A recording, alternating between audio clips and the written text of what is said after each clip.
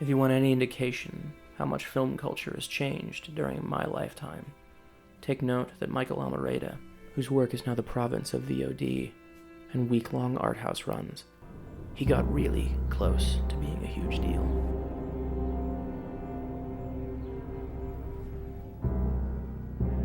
To be or not to be, that is the question.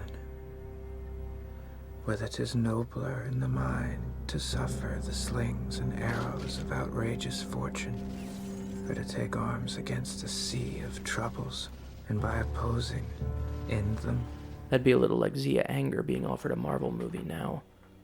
His impressionistic debut work impressed executives who were so desperate to chase what was the next cool thing, and lavished millions trying to force their own dreadful homonyms on the market.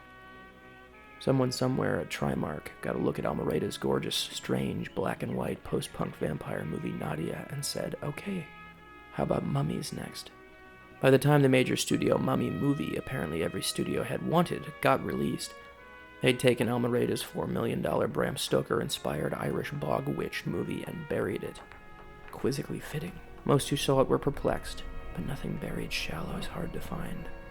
The ritual, the sacrifice of animals and humans was all the rage.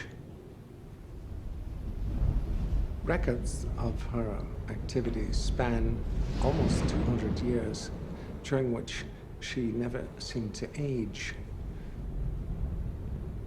But she fell in love. It was a disaster. The Eternal, or Trance as it was initially called, is another of Almereyda's deft and winsome post-punk media dissections. This time he turned a fairy tale into a thrift store coat, like the ones his characters wear.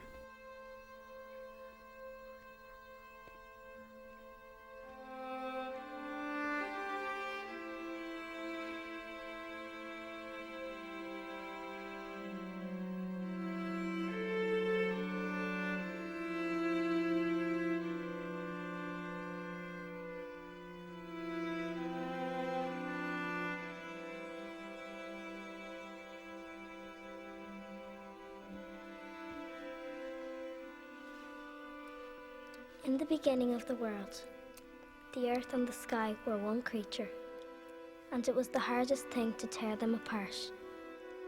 They loved each other so much, and that's why it rains, because the earth and the sky are always trying to get back together. Mrs. Ferriter told me that after my mother died, a long time ago, before I met Nora and Jim.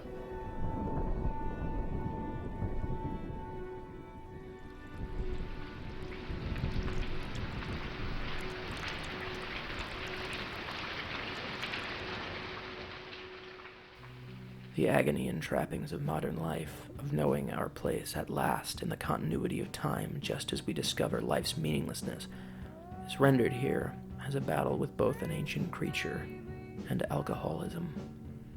Almereyda hides it under his effortless cool, as melding of film stocks and texture is phasing through the expected story notes, but there is a very relatable struggle with one's own consciousness and mortality here. And it supersedes the superficial thrills of a monster movie. International treasure Jared Harris and perennially underrated should-have-been Allison Elliott play a married couple with a son and a mutual drinking problem that they cultivated together over many years. They only know each other through the lens of their inebriation. It's how they face the world together. How long were you out? It was more like in and out. I wasn't really unconscious. I'm fine now. Well, I can't recommend you go ahead with your travel plans. We have to go. It's all set. We've got 1 foot out the door. We have 2.5 feet out the door. When you're young, you think you're immortal. Isn't that right, Jimmy? If I could just ditch these headaches, I'd be happier than a clam. Nora, you have to quit drinking. I know I've been accident-prone lately. Very prone, but... We're cutting back. Cutting back. We were just celebrating. Our imminent departure. We're allowed to celebrate, aren't we? I didn't ask you to cut back. I told you to quit. No alcohol, none. Not even a drop. No, I'll quit. I've got willpower. I'm willful. I'll do it myself. We'll do it together. You're going to Ireland to dry out? No, we're going to Ireland to see my grandmother. Jimmy's never seen her. She's incredibly old and frail. And while we're there, sitting by the old fire, we'll say goodbye to all our bad habits and bad thoughts and bad dreams. When a doctor, played by the great Jason Miller, tells them they have to stop or they'll die, they're so earnestly concerned about their ability to do so that they start telling everyone, even their young son, that they're quitting, that this will be the last one.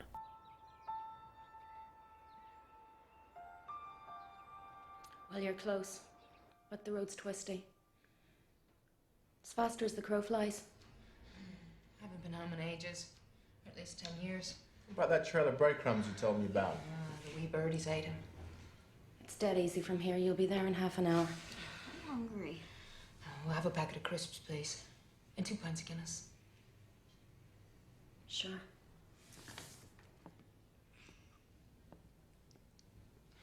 It's just Guinness. It's like mother's milk to me. I'm starving.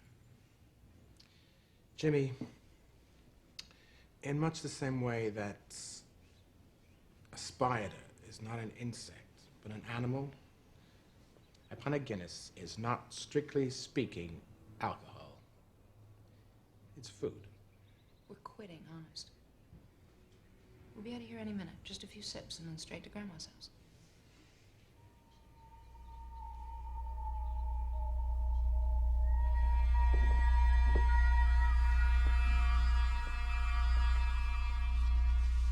To abstinence. They justify their every move as they try to stop, which feels just right. When you've got problems, when you can't do the bad things that make life worth living anymore, you want to tell everyone about it so that you start to believe you mean it. And then it's all going to be worth it when you take away the pleasure for the pain. Also relatable is the bummer ending. The climax finds a resurrected witch trying to drain Elliot, her descendant's life force, when she comes with her family to visit, looking for a place to detox and start over. She and Harris teeter on relapse as chaos explodes all around them. The mechanics of the climax, the part where the Eternal has to behave like a traditional horror movie, those get a little away from Almereda. But also those scenes are exactly what it feels like to make low-budget movies. Hanging out at night, dead tired, out of ideas, doing your best, trying to fight sleep to make choices. I was very charmed to see the filmmaking capture that so naturally and play it off like an ordinary ending. You're right. I don't think I can stop her. That fire. She'll burn, won't she? We could incinerate her. I just tried that. She didn't like it.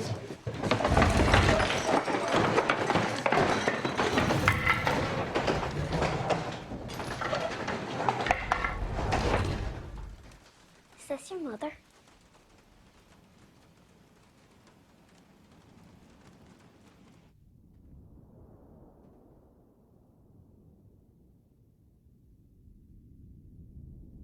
The thing out there. The witch. What does she want? To take her soul. Is there an extension cord? In the press. Up there. My soul? She's halfway there. Halfway where? Inside her. Inside you.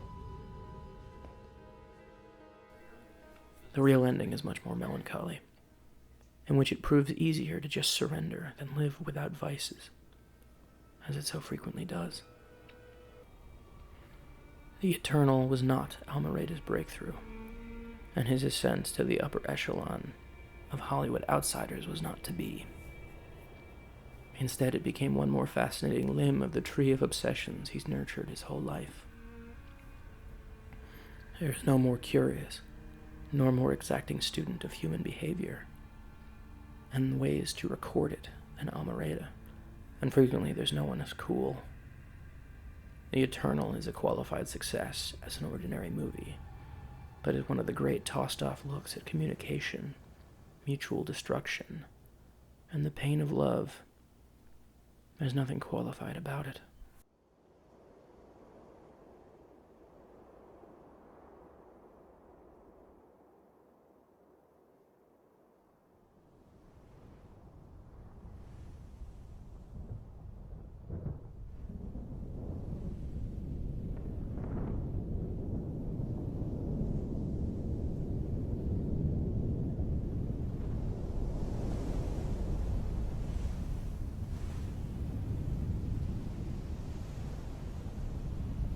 It's all right. It's me. Jim looked into her eyes and saw this new thing, or being, or quality, looking back at him. She was clear and calm at last. Not hiding. At a place beyond fear. Beyond fate and death.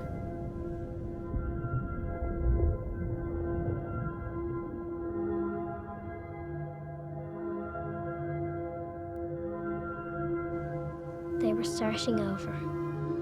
People start over all the time. Every day, all the time.